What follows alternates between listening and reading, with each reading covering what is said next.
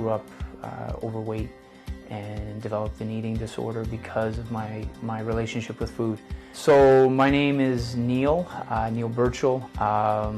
It's been more than a career for me. It's something that I've done since I can remember. I've always had the affinity for nutrition, mostly for myself. Grew up overweight and developed an eating disorder because of my relationship with food. And here I am today. I've been in the business for over 15 years now, and we're at the front lines. We are the front line when it comes to this, trying to empower the individual to make better choices. It's prevention, and it's one of the hardest things that anybody could ever take on, is the prevention of something. We're a very reactive culture, and we tend to wait until the 11th hour and then just work our magic then, once the blood pressure gets to this point, or once.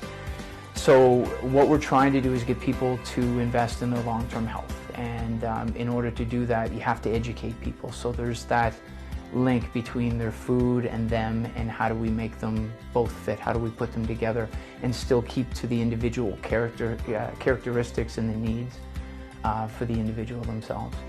You spoke a little bit about it, but what's the importance of having a food coach?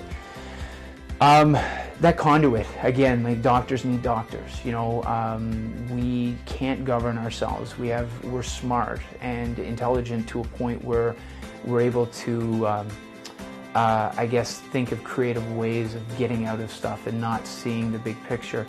So having a third party or having a mediator between your food and your body is invaluable.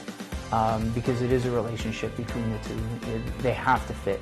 If you're living a life but you're not eating in accordance to that, it's a lot like living outside of your budget.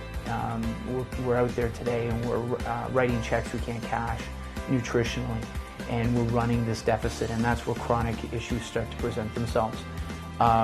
So what the coach does is it helps to put things in perspective. You're seeing things from a different perspective, helping you make sense of it so you can make better decisions on a daily basis. Our medical system is designed for acute medical response. Like, we live in the safest, best places in the world right now, but those are geared towards fevers that won't go down, gunshots and broken legs and all of these very, acute reactive type. But the majority of us are being hospitalized today for chronic issues, things that we are doing to ourselves over a slow and steady pace. And if we became more aware of that, and we're given solutions to that, creating awareness is inflammatory.